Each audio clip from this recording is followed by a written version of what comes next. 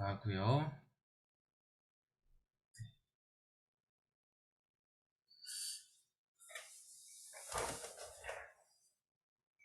네, 우리 기도하고 우리 집 말씀학교 시작하도록 하겠습니다. 기도하겠습니다. 아버지 하나님, 은혜 감사합니다. 주님께서 우리를 지키시고 보호하셔서 오늘도 우리 집 말씀학교에 참여할 수 있도록 도와주셨습니다. 하나님 아버지, 이 각자의 자리에서 하나님 아버지 앞에 말씀으로 나아가는 하나님의 백성들을 기억하여 주시고, 오늘도 성령으로 각자의 마음 가운데 임하여 주시고 역사하여 주시고 하나님의 은혜를 베풀어 주시옵소서. 그리하여 놀라우신 하나님의 손길을 오늘 이 시간 우리의 처소에서 경험할 수 있도록 도와주시고, 하나님의 말씀으로 힘을 내어 하나님의 말씀으로 하나님 무장하여 그렇게 또한 세상에서 살아갈 수 있는 우리들 될 수 있도록 도와주시옵소서. 예수님의 이름으로 간절히 기도드리옵나이다. 아멘. 우리 오늘 찬양은 오늘 함께 나눌 찬양은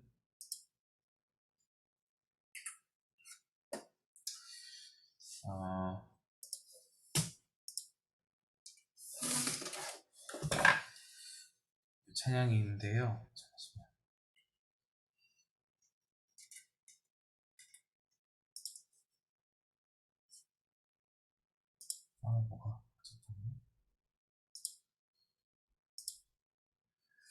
네, 찬양입니다.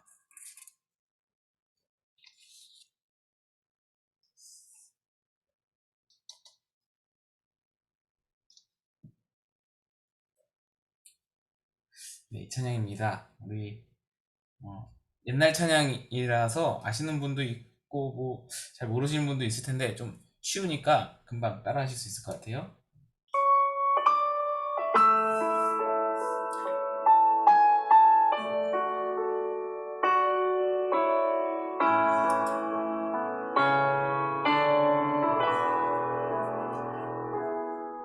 당신의 그 섬김이 천국에서 해같이 빛나리. 당신의 그 겸손이 천국에서 해같이 빛나리. 당신의 그 믿음이 천국에서 해같이 빛나리. 당신의 그 충성이 천국에서 해같이 빛나리.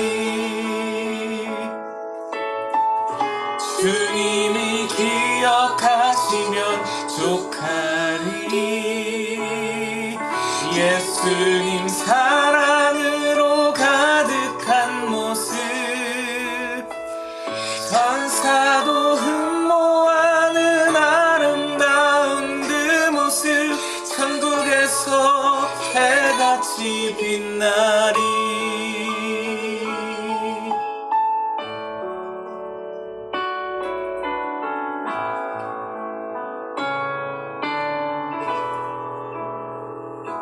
당신의 그 순종이 천국에서 해같이 빛나리. 당신의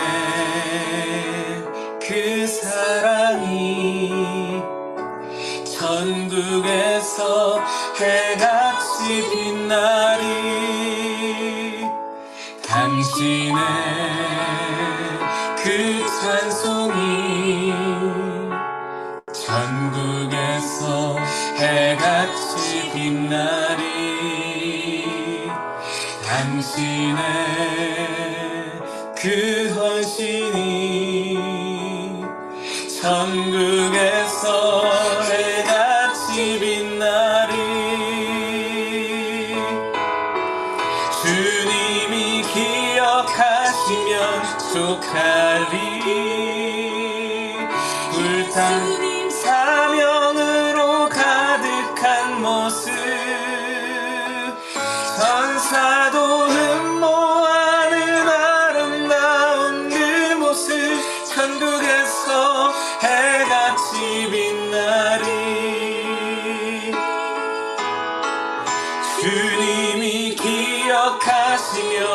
만족하리. 예수님 사랑으로 가득한 모습, 천사로 흠모하는 아름다운 그 모습, 천국에서 해같이 빛나리. 천사도 흠모하는 아름다운 그 모습, 천국에서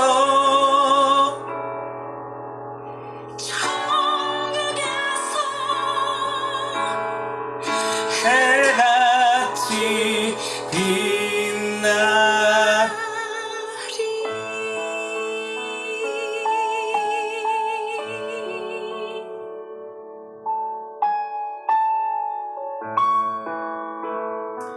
네, 감사합니다.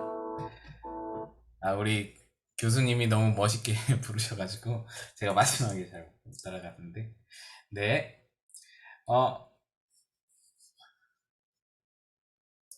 오늘 나눌 주제가 봉사예요, 봉사. 그래서 찬양도 좀 이 찬양으로 좀 선정을 했었는데요. 근데 여러분, 봉사하면 여러분들이 진짜 할 말이 많으실 것 같아요. 그런 생각이 좀 들거든요. 봉사 한 가닥씩 다 해보신 분들이니까, 교회에 봉사하면은 뭐 좀 다 해보셨잖아요. 그래서 이런저런 일들도 많이 겪어보셨을 거고, 봉사하다가 뭐 어려움도 당해보시고, 기분 나쁜 일도 있었고, 시험도 당해보셨고, 뭐 그런 일들 많이 있을 텐데, 봉사에 대한 그런 얘기들 오늘 원 없이 하실 수 있게 제가 좀 해드릴 테니까 여러분 좀 잘 생각해 보시고, 봉사하다가 진짜 넘어질 뻔한 적, 그러니까 시험 들 뻔한 적, 뭐 그런 거 있으면 이야기 나누셔도 좋을 것 같고, 또, 뭐 그런 거 잘 모르겠다 하면은 앞으로 내가 하고 싶은 봉사, 코로나 빨리 끝나면 그때 내가 교회에서 진짜 이런 봉사 한번 해보고 싶다, 그런 것도 좋습니다. 그런 거 좀 나눌 생각을 좀 가지시고 오늘 말씀을 함께 보겠습니다. 자, 작은 예수가 되라, 우리 두 번째 시간인데요. 교재 19페이지입니다. 교재 19페이지를 펴주시고요.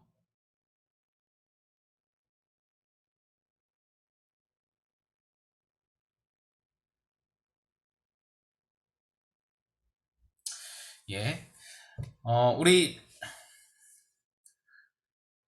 우리 암송 구절 있었죠? 빌립보서 2장 3절에서 4절 말씀. 예, 우리 암송을 요번에 좀 길었는데, 오늘 암송이 좀 길었는데, 여러분들 한번 잘 간직하시면 좋은 말씀입니다. 우리 한번 암송해 보겠습니다. 빌립보서 2장 3절 4절 말씀 시작. 아무 일에든지 다툼이나 허영으로 하지 말고 오직 겸손한 마음으로 각각 자기보다 남을 낮게 여기고 각각 자기 일을 돌볼 뿐더러 각각 다른 사람의 일을 돌보아 나의 기쁨을 충만하게 하라. 네, 이런 말씀이죠. 한 번 더 해볼까요? 한 번 더 읽어볼까요? 여러분, 못 외우신 분들은 그냥 읽으셔도 좋고요. 말씀이 좋으니까 한번 읽어볼게요. 아무 일에든지 다툼이나 허영으로 하지 말고 오직 겸손한 마음으로 각각 자기보다 남을 낮게 여기고 각각 자기 일을 돌볼 뿐더러 각각 다른 사람의 일을 돌보아 나의 기쁨을 충만하게 하라. 예, 아멘. 이런 말씀입니다.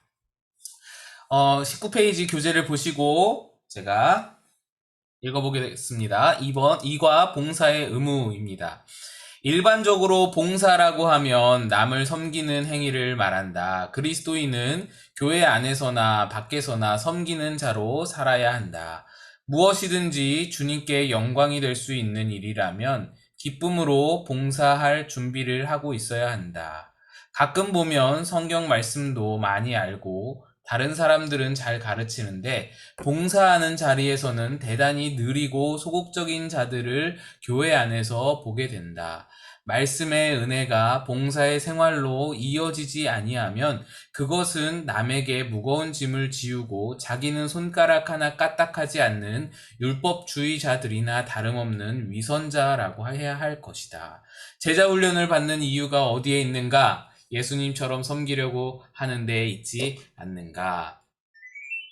예, 봉사에 대해서 함께 나누도록 하겠습니다. 넘어가서요. 우리 20페이지 1번 우리 하나님 말씀을 찾아보겠습니다. 누가복음 22장 24에서 27절 말씀을 한번 찾아주세요. 누가복음 22장 24절 27절. 예.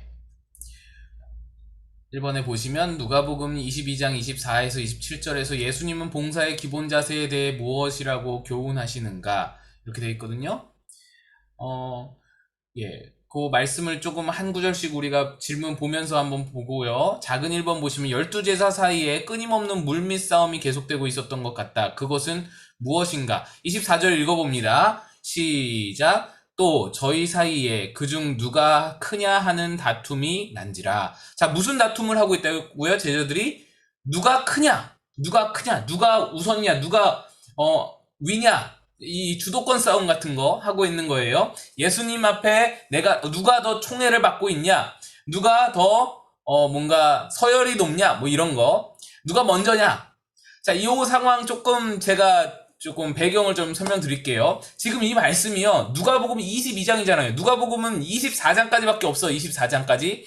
그러면은 누가복음 24장까지밖에 없으면은 22장이면은 언제예요? 굉장히 마지막이죠. 지금 이게요. 예수님 십자가 지시기 바로 전날, 예수님 잡히시는 그날 바로 성만찬 자리예요. 만찬, 마지막 만찬. 제자들과 마지막 저녁 식사하는 유월절 그 저녁 식사 자리예요. 식사를 하시고 나서 예수님이 누가 나를 배반할 거다 요 말씀하시고 내가 이제 죽는다 요 말씀하셨는데 그때 일어난 일이 뭐냐면 제자들끼리 다투는 거예요. 야, 누가 크냐.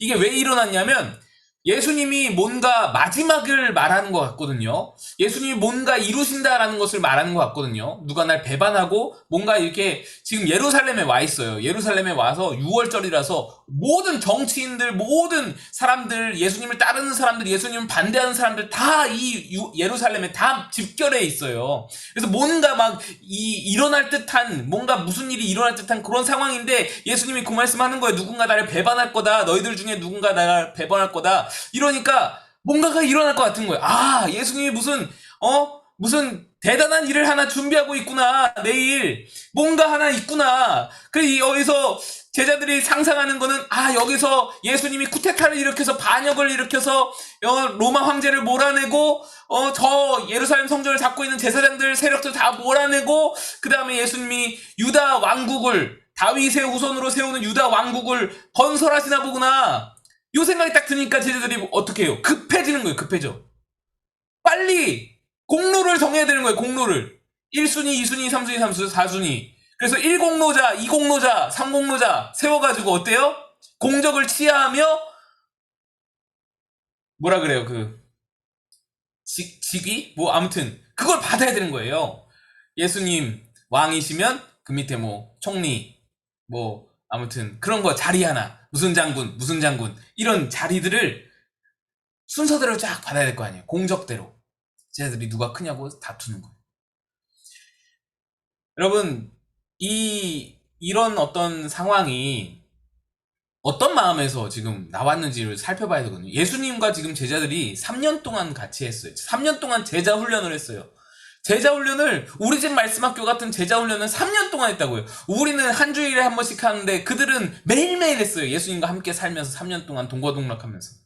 근데 지금 예수님이 행하고자 하는 뜻을, 예수님이 이루시고자 하는 것을 전혀 깨닫지 못하고 있어요. 십자가의 죽음을 준비하는 주님의 뜻을 전혀 모르고 있어요. 예수님이 뭘 이루고자 하는지, 뭘 목표로 하고 있는지를 전혀 모르고 있어요. 그래서 그걸 모르니까 자기들 본성이 그대로 노출되는 거예요. 자기들의 그 마음의 그 모든 더러운 것들이 다 노출이 되는 거예요. 그리고 예수님이 이 제자들의 얼마나 답답해요. 나 내일이면 십자가 지는데 얘네들 이러고 있으니까 얼마나 가슴이 아프고 답답하시겠어. 예수님이 가르쳐 주시는 거예요. 그 내용이 나와요. 2번, 예수님은 하나님의 나라의 다스림과 세상 나라의 다스림이 근본적으로 정반대가 된다는 것을 교훈하시기 위해 그 둘을 어떻게 비교하고 계신가. 25절, 26절 있습니다. 함께 읽습니다. 시작. 예수께서 이르시되 이방인의 임금들은 저희를 주관하며 그 집권자들은 은인이라 칭함을 받으나 너희는 그렇지 않을지니 너희 중에 큰 자는 젊은 자와 같고 두목은 섬기는 자와 같을지니라. 여기서 젊은 자라는 것은 어린 자, 좀 낮은 자 이런 거를 말해요. 그러니까 세상 나라의 권위, 세상 나라의 지위 같은 것은 어떤 현상을 일으키냐면 높아지고요. 일단 높아지고, 그리고 대접을 받고요. 그리고 명령을 하면 사람들이 복종하고 순종하고 뭐 이런 어떤 상황들을 보여주죠. 그래서 높이 앉고자 하고 그것이 권위와 지위를 상징하고 그런 것이죠. 근데 이것과 정반대라는 거예요. 하나님의 나라의 권위는, 하나님의 나라의 다스림은 정반대다. 오히려 낮아져야 하고 섬기는 자리에 가야 하고 그렇게 그런 어떤 완전히 다른, 완전히 정반대의 그런 상황이 펼쳐진다라는 것이죠. 3번, 예수님은 자신의 입장을 어떻게 말씀하고 계시는가? 자, 이렇게 하나님 나라와 세상 나라가 이렇게 완전히 다른데 나는 어떠냐? 너희들 보기에 나는 어떠냐? 이 말씀하는 거 27절. 앉아서 먹는 자가 크냐 섬기는 자가 크냐? 앉아 먹는 자가 아니냐? 그러나 나는 섬기는 자로 너희 중에 있노라. 지금 예수님보다 높은 사람은 아무도 없잖아요. 섬김을 받아 마땅하신 하나님의 아들이에요. 세상의 창조주고 우주의 주인이에요.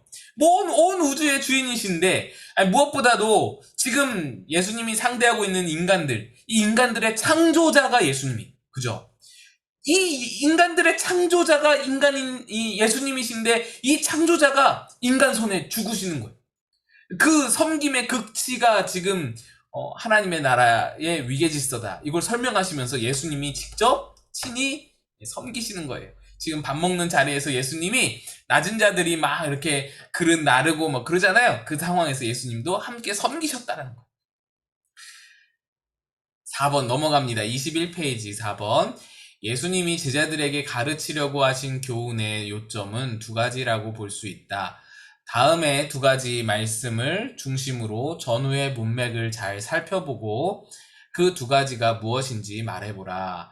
자, 26절에 너희는 그렇지 않을지니 이거는 앞에 있는 그 세상 나라의 그런 어떤 상황들, 권위와 지위에 대한 것들에 대해서 너희는 그렇지 않다라고 이거 비교를 하면서 대비를 하면서 너희는 그러면 안 된다라고 말씀하시는 거죠. 그러니까 너희는 세상 나라의 권위와 세상 나라의 법칙을 따르는 사람들이 아니라 하나님 나라 법칙을 따르는 사람들이다. 이걸 확실히 말씀하시는 거예요. 그 다음에 밑에 그러나 27절에 그러나가 나오죠. 27절에 그러나 앉아서 먹는 자가 크냐 섬기는 자가 크냐 앉아 먹는 자가 아니냐. 네, 지금 밥 먹을 때 그때 당시에는 이 몸종들이 있잖아요. 그러니까 그릇 같은 거 나르고 음식 나르고 치워들고 이거 섬기는 자가 있고 앉아서 먹는 자가 있는 거예요. 근데 지금 예수님이 마지막 만찬을 제자들과 나누는데 예수님이 그릇도 좀 나르고 음식도 좀 나르고 치우기도 하고 그러셨던 거예요.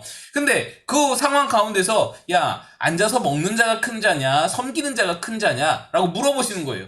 당연히 앉아서 먹는 자가 큰 자죠. 그러나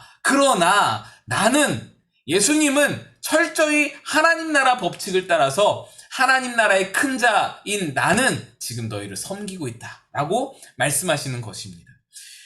5번 넘어갈게요. 일반적으로 교회 안에서 보면 정말 자기를 낮추고 섬기려는 자들이 많지 않다. 그리고 장로나 권사가 되든지 무슨 회장이 되든지 직분을 맡으면 목에 힘을 주는 우스운 꼴을 쉽게 볼 수 있다. 이런 자들은 아직도 예수님이 어떤 분인가를 잘 모르는 사람이라 할 수 있다. 왜냐하면 앉아서 먹는 자, 곧 예수님이 일어나 섬기는데 심부름을 해야 할 처지에 있는 자가 섬김을 받으려는 것과 같기 때문입니다. 당신은 정말 예수님이 모범을 보이신 대로 섬기려 하는 사람인가? 예수님이 모범을 보이신 것이 무엇이냐? 다만 이 만찬 자리에서 뭐 그릇 그릇 몇 개 나른 거 요것만 예수님이 모범을 보이신 것이 아니고요. 예수님의 그 삶 자체가 모범이었어요. 성육신 자체가 모범이에요, 사실. 인간을 지으신 분이잖아요. 여러분, 내가 이 지점토 같은 걸로 개미를 만들었어요. 개미들을 만들어서 개미를 수억 마리를 만들었어요. 그 수억 마리 만든 개미들을 생기를 불어넣어서 살려놨어요. 그 개미 세계를 막 만들었어. 보면서 너무 귀엽고 예쁘고 그래요. 그런데 어느 날 내가 갑자기 그 개미에게로 내려가서 개미가 되어서 그 개미들과 함께 살아간다라고 생각을 해보세요. 그것보다 낮아짐이 없잖아요. 개미보다 훨씬 더 낮은 존재인, 하나님 앞에 더 낮은 존재인 우리에게 내려오심 자체가, 예수님이 내려오심 자체가, 그것 자체가 섬김이에요. 그것 자체가 낮아지심이에요. 또 예수님이 제자들의 발을 씻겨주셨죠. 여러분, 당시에 발을 씻기는 것은 절대로 종이 하는 일이에요. 종 중에서도 아주 끄트머리 종이 하는 일이에요. 이거는 절대로 이게 뒤바뀔 수가 없어요. 종 중에서도 항상 이 우두머리 종과 이 말재 종이 있는데 항상 말재 종이 하는 일이에요. 발은 더러운 것이라고 생각했으니까.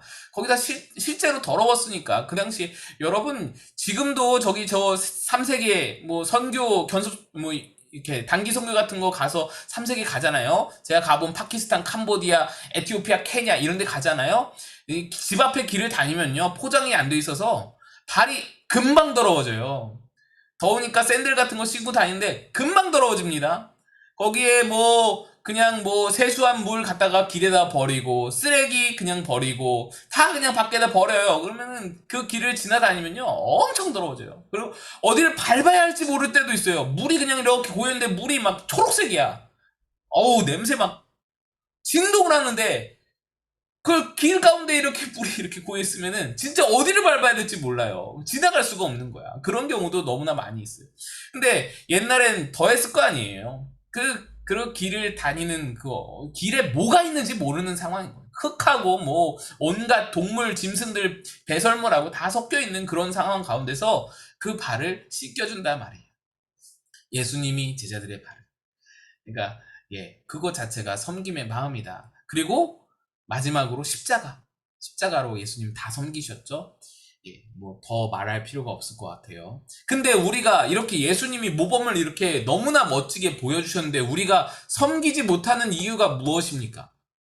제가 한번 좀 생각을 해서 적어봤거든요.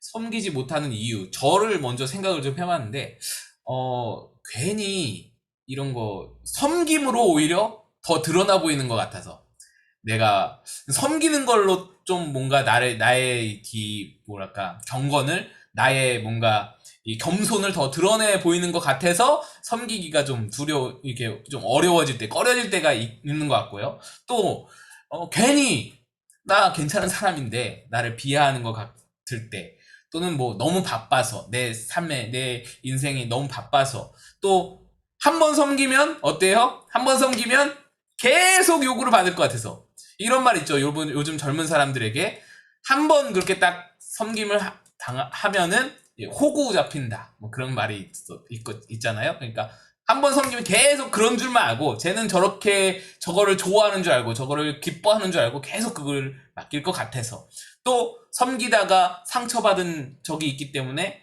또 몸이 힘들어서, 또 여러 가지 이유들이 많이 있죠. 내가 손해보는 게 싫어서 여러 가지 이유가 있습니다. 그런 이유들 때문에 우리가 섬김을 어려워하는데요.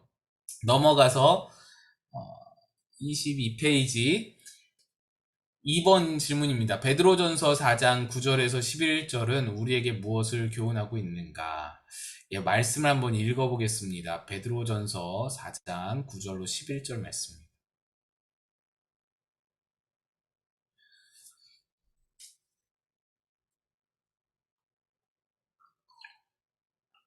베드로전서 4장 9절로 11절의 말씀.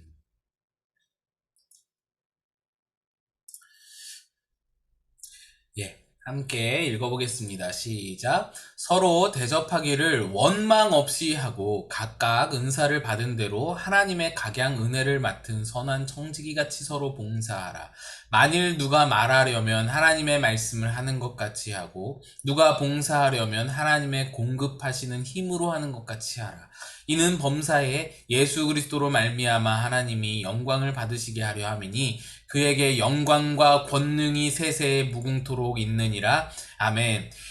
요 말씀의 첫 구절에 보면은 서로 대접하기를 원망 없이 하고 라고 되어 있습니다. 이 대접한다라는 것은 봉사를 말하거든요. 우리가 교회에서 봉사하는 거, 그거를 말하는데 원망 없이 하고 라고 되어 있어요.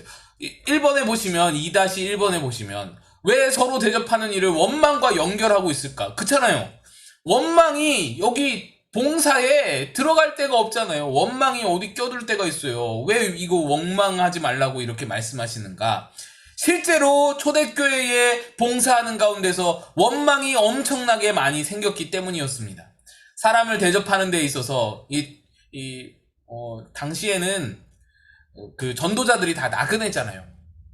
사도, 목사님들 이런 분들이 뭐 사도 바울 마찬가지고 다 이런 순회 전도자들이잖아요. 전도자들이 다 나그네잖아요.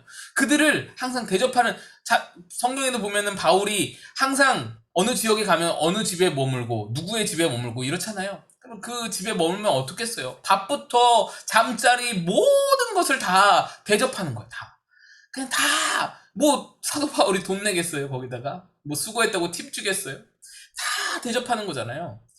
근데 이게 사람이 많고 뭐 사도 바울을 따르는 인행이 많고 뭐 그러면은 이게 힘들어지는 거예요. 또 대접하는 사람이 또 대상이 또 있는데 가난한 성도들, 어려운 성도들 다 대접해야 됐어요.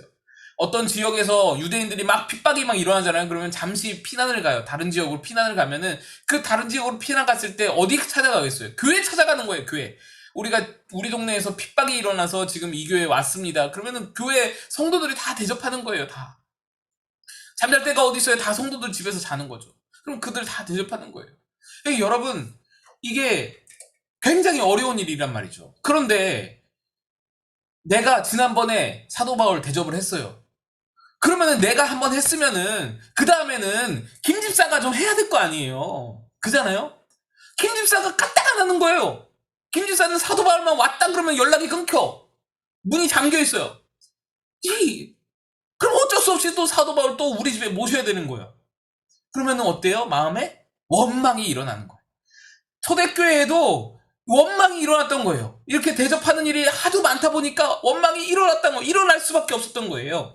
2번 넘어갑니다. 봉사하면서 마음으로 원망해본 일이 있는가? 그때 어떤 유익이 있었는가? 원망 안 해본 사람 없죠? 저도 원망 엄청 많이 해봤습니다. 욕도 많이 해봤고요. 속으로, 마음속으로.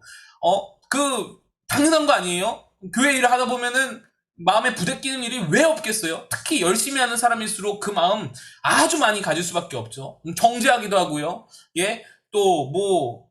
아무튼 여기까지만.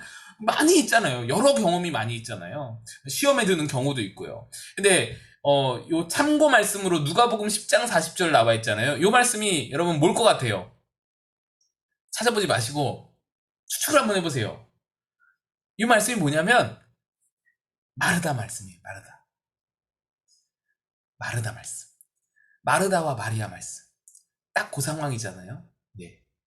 마르다는 봉사 열심히 하고 있었고 마리아는 예수님 발치에 앉아서 말씀 듣고 있었고, 그 마르다가 예수님한테 이제 마리아를 원망하죠. 마리아, 나 좀 도와줘야 되는데, 나 일이 너무 많은데, 지금 예수님이 갑자기 찾아와서 그 따라온 제자들과 일행이 너무 많은데, 그럼 생각해보세요. 12제자 같이 왔어요, 예수님이. 마르다 혼자 요리를 하는 거예요. 마리아가 못됐어요, 진짜로. 나빴어요, 마리아가. 마르다 혼자서 그걸 다 해야 되는 거야. 나사로가 결혼을 했어요? 결혼도 안 했어요. 그러니까 뭐 언니도 없어. 혼자 마르다가 다 하는 거예요. 이거는 김승희 권사님도 못해요, 이렇게는. 주방 담당하는 권사님 아무리 하셔도 이렇게 갑자기 혼자서 이걸 어떻게 다 해요. 원망이 난 거예요, 마르다가. 마리아한테 간 거예요. 예수님 앞에 있는 마리아에게 가서 예수님, 마리아 좀 보내주세요. 나 좀 도와주라고 말씀 좀 해주세요. 한 거예요. 이해되잖아요. 우리도 다 똑같잖아요. 우리도 그 경험은 있는 거예요. 근데 예수님 그 마르다를 향하여서 뭐라고 하세요? 마르다야, 그거 봉사하다가 원망이 일어나느니 차라리 마리아가 낫다라고 말씀합니다. 그 봉사하다가 원망의 마음이 일어나는 거는 그거 봉사 안 하는 이만 못하다라는 거예요. 여러분, 원망의 마음은요, 유익이 없어요. 아무 유익이 없어요. 봉사를 다 까먹는 거야. 내가 여태까지 열심히 봉사한 거, 이 봉사의 그 모든 하나님 앞에 기쁨이 되었던 그 모든 것을 다 까먹는 게 원망이에요. 그리스도인들이 봉사를 하다가 원망하게 되는 이유가 뭐예요?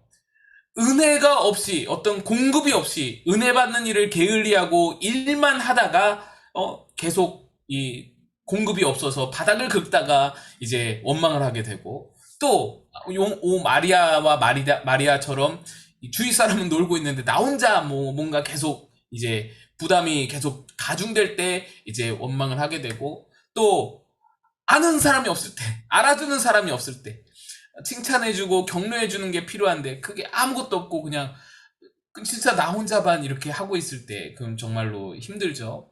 또 뭐 내 은사가 아닌 일을 억지로 할 때, 뭐 그럴 때 이제 많이 힘들고 부대끼고 원망이 일어날 수 있는 거예요. 근데 예수님 말씀처럼 원망할 바에는 안 하는 게 낫다라는 거예요.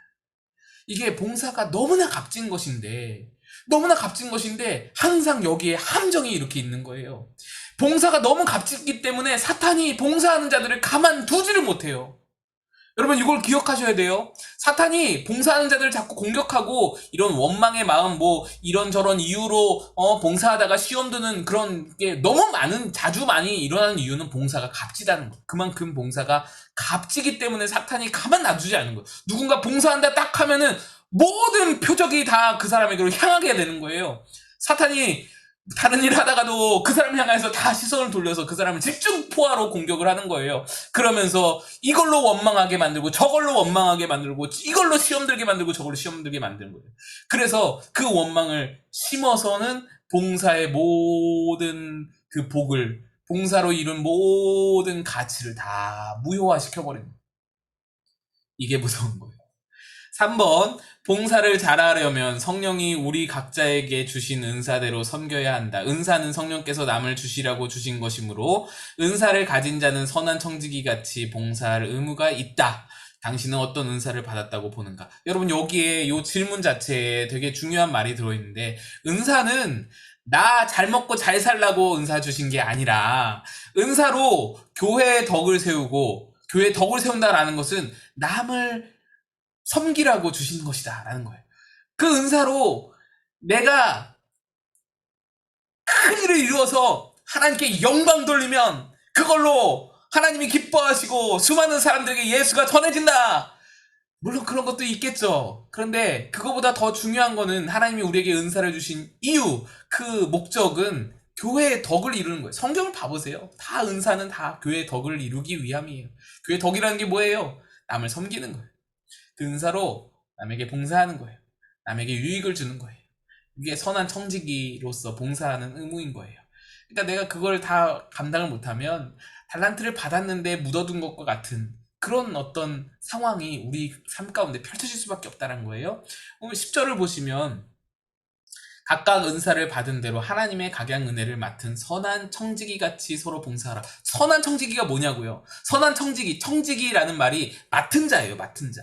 뭔가를 맡은 자, 하나님으로부터 맡은 자. 선한 청지기가 바로 5달란트, 2달란트 받은 자예요. 그걸 말하는 거예요. 그러니까 그렇게 봉사하라 라는 것이죠. 11절 말씀, 만일 누가 말하려면 하나님의 말씀을 하는 것 같이 하고 누가 봉사하려면 하나님의 공급하시는 힘으로 하는 것 같이 하라. 이는 범사에 예수 그리스도로 말미암아 하나님이 영광을 받으시게 하려 함이니 그에게 영광과 권능이 세세에 무궁토록 있느니라. 아멘. 자, 4번에 보시면 청지기다운 봉사의 자세를 가지려면 2가지 원칙을 지켜야 한다. 11절에 2가지 원칙을 정리하라. 그리고 당신이 그대로 하고 있는지 살펴보라. 2가지 원칙이 뭐냐면 하나님에게 받은 것으로 하라고 되어 있어요. 하나님의 말씀을, 누가 말하려면 하나님의 말씀을 하는 것 같이 하고, 봉사하려면 하나님의 공급하시는 힘으로 하는 것 같이 하라. 이렇게 말씀하고 계시죠. 그러니까 누군가를 가르치고 저처럼 설교하고 그런 자는 내 생각 말할 생각하지 말고 내 머리에서 뭔가 짜낼 생각하지 말고 하나님 말씀에 집중하고 하나님 말씀을 들어서 그 말씀으로 전하라는 거예요. 누구를 가르치는 교사의 직분이 있는가, 또 누구에게 전도해야 할 전도의 사명을 지금 이루려고 하는가, 그 모든 어떤 섬김의 자리에 있고자 한다면 하나님 말씀이 우선이라. 하나님 말씀 내가 듣는 게 우선인 거예요. 여러분, 제가 새벽 설교에서도 말씀드렸는데 갓난아기가 말을 배우는 과정을 생각해 보세요. 갓난아기가 아무것도 못하잖아요. 아무것도 못하는데 어떻게 말을 배워요? 엄마 등에 엎혀가지고 엄마 말을 계속 듣는 거예요. 엄마가 친구랑 통화해요. 미수가 그래 내가 그랬잖아. 내가 그 지하철역에서 그거 만나가지고 그래 그랬잖아. 뭐 그런 거 이야기를 들으면서 이 갓난아기가 말을 배우는 거예요. 그래. 무슨 단어. 끊임없이 듣죠? 이해 못해요. 하나도 이해 못하는데, 그거를 끊임없이 듣는 거예요. 그게 그냥 피가 나도록, 못이 박히도록 다 듣는 거잖아요. 근데, 듣고 흘리고, 그거를 수년간 반복하면서 말문이 하나씩 터지는 거예요. 엄마, 맘마 하면서 하나씩 배우게 되는 거죠. 이게 이게 원리. 누군가에게 말을 전해야 할, 교육해야 할, 전도해야 할, 설교해야 할 그 사명자들, 그 은사를 가지고 그 달란트를 가지고 해야 할 사람들은 바로 요거 원리를 가지고 해야 해요. 하나님 말씀을 받아서 끊임없이 들어서. 그렇잖아요. 우리는 그런 말을 해요. 저는 말 못해요. 제가 어떻게 전도해요? 제가 어떻게 가르쳐요? 제가 어떻게 무슨 말을 해요? 근데 아니에요. 갓난아기가 말을 할 수 있는 거를 우리가 그거를 기억해야 돼요. 갓난아기도 아무것도 못해요. 여러분, 갓난아기가 뭔가를 할 수 있으면 오히려 말을 못 배워요. 갓난아기가 걸어다니고 뛰어다니고 혼자 밥 먹고 혼자 잠잘 수 있다고 생각해 보세요. 엄마랑 같이 안 있어요. 지가 하고 싶은 대로 하겠죠. 그러면 어때요? 말을 못 배우는 거예요. 갓난아기가 무능하고 무력하기 때문에 엄마 말을 배울 수 있는 거예요. 그래서 엄마 말을 그대로 따라하잖아요. 부산 사투리 그대로 따라하고 광주 사투리 그대로 따라하고 영어하면 영어, 엄마가 영어하면 영어 그대로 따라하는 거예요. 그게 원리예요, 원리. 하나님 말씀을 끊임없이 들어야, 그래야 우리가 하나님 말씀을 전할 수 있게 된다는 거예요. 이게 원리다라는 거예요. 또 두 번째는 뭐예요? 내가 뭘 특별한 게 받은 게 있어가지고 그거를 어떤 봉사로 하는 게 아니에요. 하나님께서 우리에게 공급해 주시는 힘으로 봉사를 할 수 있는데, 하나님께서 공급해 주시는 그 힘, 나는 받은 게 없는데요, 이렇게 생각하잖아요. 나는 못 받았는데, 하나님께 힘 못 받았는데, 은혜 못 받았는데, 그러니까 나 안 할게요, 이렇게 생각되는데, 아니요, 우리는 어느 누구도 빠짐없이 다 하나님께 공급을 받은 사람들이, 은혜를 받은 사람들이에요. 그래서 말하는 거는 하나님의 공급하시는 힘을 갑자기 환상을 보면서 하나님이 나한테 확 빛을 막 쏴주면서 막 공급하시는 것을 받아가지고 그걸 가지고 해라, 이게 아니고, 하나님이 내게 은혜 주신 것을 기억하고 그 은혜를 상기하고 상고하고 그 은혜를 항상 또렷이 명백히 바라보면서 봉사하라는 거예요. 내가 받은 자이니 내가 나눠주는 것이 마땅하다. 이거를 기억하고 봉사하라라는 것입니다. 넘어갈게요. 23페이지. 위에 두 가지는 여러분 그냥 넘기시면, 한번 읽어보시면 좋을 것 같고요. 방금 앞에서 다 다룬 그런 것입니다. 5번, 교회에서 봉사를 많이 하고도 덕을 끼치지 못해 하나님의 영광을 가릴 때가 적지 않다. 이런 사람들을 많이 봤고, 우리는 이런 경험을 우리도 많이 해봤죠. 우리의 봉사는 반드시 하나님께 영광이 되어야 한다. 우리가 청지기처럼 봉사하지 않고 주인처럼 행세하며 하나님께 영광을 돌릴 수 없다. 당신은 과거에 자기의 영광을 은근히 바라고 열심히 봉사하다가 교회에 덕을 끼치지 못한 일은 없는가? 있으면 솔직히 이야기해보라. 처음 봉사할 때는 우리가 순수한 마음과 겸손한 마음으로 하지만, 봉사가 습관화되면 봉사 자체가 어떤 권위가 되는 경우가 있어요. 제가 교회마다, 우리 교회는 아니에요. 여러분 오해하지 마시고 들으세요. 교회마다 그런 게 있거든요. 봉사 오래 하신 권사님이 딱 그 봉사의 그 처소를 딱 이렇게 권위로 잡고 있는 경우를 많이 봤어요. 특히 여러분들도 경험했잖아요. 이전 교회에서 아마 경험해 보셨을 거예요. 다 그렇거든요. 거의 대부분 교회가 그런데 우리 교회는 안 그래요. 오해하지 마시고 드세요. 주방 권사님들이 그런 경우가 너무 많아요. 우리 김수희 권사님 그러지 않잖아요. 우리 김수희 권사님은 딱 마인드가 딱 겸손의 마인드로 딱 항상 이렇게 잡아두시는데 무서운 권사님들 많아요. 그 주방에 권위를 딱 가지고 계시잖아요. 뭐 여자 권사님들뿐만 아니라 남자분들도 뭐 차량 안내보다 내가 여기서 20년 봉사했어. 내가 교육부에서 뭐 몇 년을 했어. 뭐 이렇게 하면서 거기에 어떤 자기의 어떤 털을 딱 가지고 여기에 내 사람 꼽고 내 사람 아닌 사람 내보내고 이거를 막 권력을 휘두르고 뭐 그런 경우가 종종 있다라는 것이죠. 그건 아니다. 그러면 안 된다. 그러면서 봉사가 남에게도 상처를 주고 자신에게도 부정적인 영향을 미치게 된다. 그런 거죠. 그래서 거기에서 그런 어떤 인간적인 생각과 그런 어떤 인간적인 그런 어떤 파당을 짓는 것과 그런 거에서 자유로워질 수 있도록 날마다 노력하고 항상 그 은혜를 기억하고 하나님 공급해 주시는 힘으로 하고 내 재능으로 하면 그게 그렇게 되는 거예요. 내가 잘했는데 내가 다 했는데 내가 그렇게 열심히 했는데 이게 되면은 끝나는 거예요. 봉사는. 하나님은 주시는 은혜로 했어요. 하나님 도우시는 손길로 했어요. 이게 고백이 자연스럽게 나와야 그렇게 변질되지 않는다. 예. 그래서 그런 봉사만이 하나님께 영광이 될 수 있다라는 것이죠. 넘어갈게요. 요한 3번, 요한 3서를 보면 한 교회에서 같은 장로의 직분을 가지고 봉사를 했지만 한쪽은 하나님의 칭찬을 다른 한쪽은 무서운 책망을 받은 두 사람의 이야기가 나온다. 각자에 대한 내용을 적고 당신이 깨달은 사실을 정리해보라. 자, 요한 3서 말씀 보겠습니다. 요한 3서 5절에서 10절 말씀인데요. 좀 긴데 한번 같이 읽어보겠습니다. 요한 3서 5절에서 10절 말씀. 이게 두 인물이 나와요. 예. 요한 3서 펼쳐보시면 한 장밖에 없어요. 한 장밖에. 이 요한 3서가 사도 요한이 가이오라는 장로님한테 보내는 편지예요. 먼저 1절을 한번 읽어보시죠. 1절 읽어봅니다. 시작. 장로인 나는 사랑하는 가이오 곧 내가 참으로 사랑하는 자에게 편지하노라. 네, 사도 요한이 이제 사랑하는 가이오에게 편지한다라고 사랑하는 자에게 편지한다라고 말씀하고 있죠. 그러면서 5절에서 10절까지 한번 볼게요. 사랑하는 자여 내가 무엇이든지 형제 곧 나그네는 자들에게 행하는 것은 신실한 일이니 가이오에게 말하는 거예요. 그들이 교회 앞에서 너의 사랑을 증언하였느니라.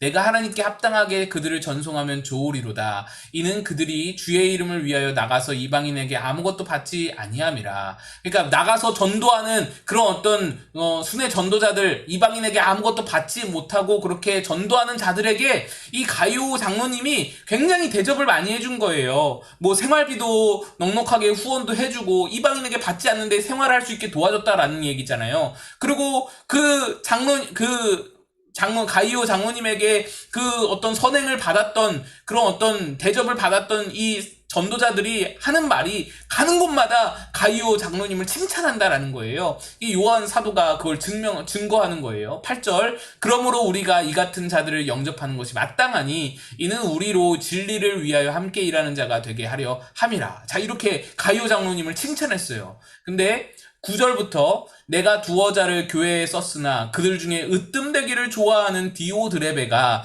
우리를 맞아들이지 아니하니 그러므로 내가 가면 그 행한 일을 잊지 아니하리라. 그가 악한 말로 우리를 비방하고 오히려 부족하여 형제들을 맞아들이지도 아니하고 맞아들이고자 하는 자를 금하여 교회에서 내쫓는도다. 디오드레베라는 장로님이 있었어요. 제가 이 이름을 디게드러버 이렇게 외웠는데 디오드레베라는 장로님이 있었는데 이 장로님이 어떻게 했냐? 으뜸되기를 좋아한대요. 일단은 으뜸되기를 좋아하고 그 다음에 요한 사도와 전도자들이 이렇게 그 교회를 방문하고자 하면 못 오게 하는 거예요. 막는 거예요. 요한 사도를 싫어하고 요한 사도를 뭐 비난하고 비방하고 요한 사도와 이게 뭔가 이렇게 벽을 두게 된 거죠. 그리고는 요한 사도를 맞아들이고자 하는 형제들이 교회 안에 있을 거 아니에요. 그래도 우리 사도님이신데 좀 맞아야 될 거 아니에요. 주일 하시느라 힘드신데 맞아요. 이 형제들조차도 교회 안에서 쫓아내는 거예요. 추방해버리는 거예요. 야, 너희들 그 요한 편이야? 그럼 나가버려. 뭐 이렇게 되는 거예요. 그래서 이 장로님이 이렇게 두 분이 아주 비교되게 이렇게 가이오 장로님과 디오드레베 장로님이 있었다. 이거를 지금 요한 3서에서 말하고 있는 거예요. 그래서 우리가 어떤 모습인가, 어떤 사람, 어떤 장로님에 가까운가 우리의 모습을 한번 생각해보자. 이렇게 한번 요한 3서를 본 것이고요. 넘어가서 25페이지 4번 질문. 자, 여기에는 성경이 약속하는 봉사자에게 임하는 축복을 말합니다. 예. 우리 성경 말씀을 쭉쭉쭉쭉 보고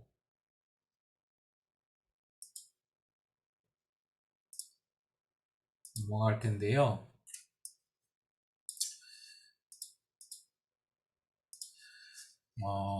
제가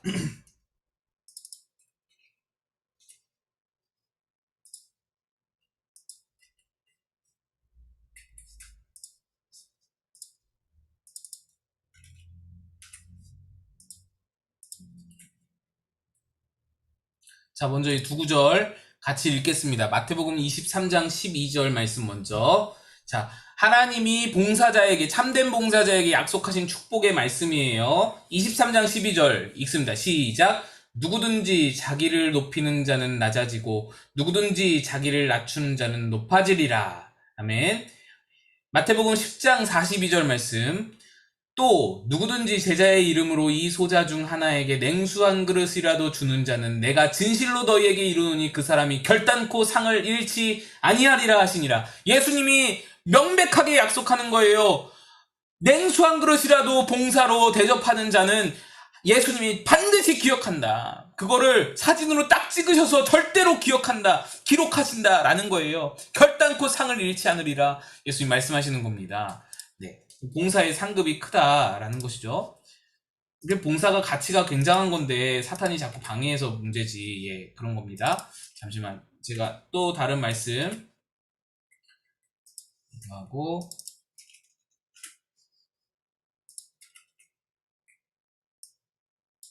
네. 요 말씀 두 가지 한번 읽어보겠습니다. 누가복음 6장 38절 같이 읽습니다. 시작. 주라 그리하면 너희에게 줄 것이니 곧 후이되어 누르고 흔들어 넘치도록 하여 너희에게 안겨주리라. 너희의 헤아리는 그 헤아림으로 너희도 헤아림을 도로 받을 것이니라. 하나님이 너희가 봉사하는 거 그거 다 거저주는 거 아니다. 그거 다 너희가 그냥 손해보는 거 아니다 라고 말씀하시는 거예요. 제가 가끔 헌금 기도할 때에 계속 기도하는 부분이죠. 이거 손해 아니라는 거예요. 우리 자꾸 인간적인 생각으로 손해다 생각하잖아요. 내가 시간을 손해보는구나, 내가 물질을 손해보는구나, 내가 내 땀을 손해를 보는구나, 손해본다고 생각하는데 그게 아니라고 분명하게 약속하시는 거예요. 네가 주는 것만큼 오히려 더 크고 넘치게 차고 넘치고 흔들어 넘치도록 해서 너에게 안겨줄 것이고, 너희가 하는 헤아림으로 내가 너희를 똑같이 헤아려서 너에게 안겨줄 것이다 라고 말씀하는 거예요. 물론 이것에 대한 시기가 이 땅에서인지 하늘에서인지 뭐 말씀은 안 하셨어요. 구분 안 하셨어요. 이 땅에서 받을 수도 있고 하늘에서 받을 수도 있고 우리의 후대의 자녀들이 받을 수도 있고, 그거는 하나님께서 뭐 알아서 판단하셔서 우리에게 가장 선한 것으로 그렇게 주실 것이라고 믿는 거예요. 근데 반드시 그것은 내가 드리는 것을 손해보지 않는다, 나는. 이게 있는 거예요. 여러분, 어떤 기업에 투자를 하면 내가 이 기업에 투자하는 거는 절대로 손해보지 않는다, 그런 거 있잖아요. 뭐 없나요? 저는 잘 몰라서 모르겠는데, 그런 것처럼 하나님의 나라는 투자하면 반드시 돌아오는 거예요. 반드시 이윤으로 돌아오는 거예요. 이거를 기억해야 된다는 거예요. 요한계시록 2장 10절 말씀. 내가 장차 받을 고난을 두려워 말라. 볼지어다 마귀가 장차 너희 가운데서 몇 사람을 옥에 던져 시험을 받게 하리니 너희가 10일 동안 환난을 받으리라. 내가 죽도록 충성하라. 그리하면 내가 생명의 면류관을 내게 주리라. 우리 임직식 할 때 굉장히 많이 읽었던 말씀이었죠. 우리 임직패마다 기록되어 있는 말씀. 예. 하나님이, 예수님이, 이 네 가지가 다 예수님이 말씀하신 거거든요. 예수님이 약속했어요.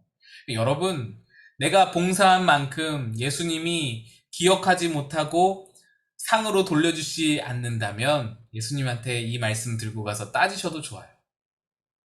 예수님 말씀하셨잖아요. 나 이렇게 봉사했는데, 나 이렇게 섬겼는데, 예수님 말씀만 믿고 섬겼는데, 예수님이 반드시, 예, 갚아주시는 예수님이십니다. 넘어가겠습니다. 네. 잠시. 자, 이제부터 5번, 이제부터 어떤 마음가짐으로 교회를 섬기기를 원하는지 자신의 결심을 적어라. 예, 봉사의 가치를 우리가 다시 한번 깨닫게 되었죠. 그래서 봉사를 함에 있어서 우리 원망하지 말고 감사함으로, 또 다른 한편으로는 기대하는 마음으로 봉사해도 좋을 것 같아요. 예수님이 나에게 갚아주시리라 라는 것을 생각하면서 하셨으면 좋겠고요. 뭐 가정을 위해서, 교회를 위해서, 세상을 위해서 여러분이 봉사할 것들을 이렇게 적어보셔도 참 좋을 것 같고요. 예, 이렇게 제가 오늘 말씀을 마무리하겠습니다. 자꾸 말씀이 길어져가지고 죄송하고, 예, 나눔의 시간을 좀 더 많이 드려야 될 것 같은데. 자, 오늘 나눔 질문은 아까 말씀드렸죠? 봉사하다가 시험 들었거나, 뭐, 봉사하다가 힘들었거나, 봉사하다가 진짜, 예, 마음이 많이 아프거나, 다 무너지거나, 그랬던 경험이 있으면은 좀, 나누기 힘든 경우도 있을 것 같아요. 그런 분들은 뭐 앞으로 하고 싶은 봉사, 이런 어떤 봉사를 교회에서 좀 했으면 좋겠다. 그렇게 말씀을 나눴으면 좋겠고요. 다음 주 암송구절 먼저 한번 보고 우리 나눔하도록 하겠습니다. 다음 주 암송구절을 제가 다시 띄워드릴게요. 예, 요 말씀이에요. 우리 잘하는 말씀이죠. 너무 잘하는 말씀이에요. 우리가 제자훈련 시작할 때도 요 말씀 한번 읽었던 것 같은데, 예, 같이 한번 읽어보겠습니다. 시작. 그러므로 너희는 가서 모든 민족을 제자로 삼아 아버지와 아들과 성령의 이름으로 세례를 베풀고 내가 너희에게 분부한 모든 것을 가르쳐 지키게 하라. 볼지어다 내가 세상 끝날까지 너희와 항상 함께 있으리라 하시니라. 아멘. 예, 요 말씀입니다. 자, 우리 나눔 시간입니다. 예. 번호를 정할게요. 후보대는 뒤에서부터 정할게요. 최민성 권사님 1번, 김재국 장로님 2번, 두 분이 2번 방에서 1번 방에서 처음으로 나누시고 다른 분들 지목하셔서 나눔이 이어가시면 좋겠어요. 그리고 두 분이 마지막에 기도해 주시면 좋겠습니다. 김희진 집사님 1번, 김승희 권사님 2번, 박종인 집사님 1번, 조은영 사모님 2번, 김지만 집사님 1번, 황영자 권사님 2번, 이순자 권사님 1번. 예, 이렇게 들어가시면 되겠습니다. 지금 소회의실이 열려 있거든요. 이렇게 들어가시고, 나눔 제목은, 나눠야 할 것은 뭐냐면, 예, 요겁니다.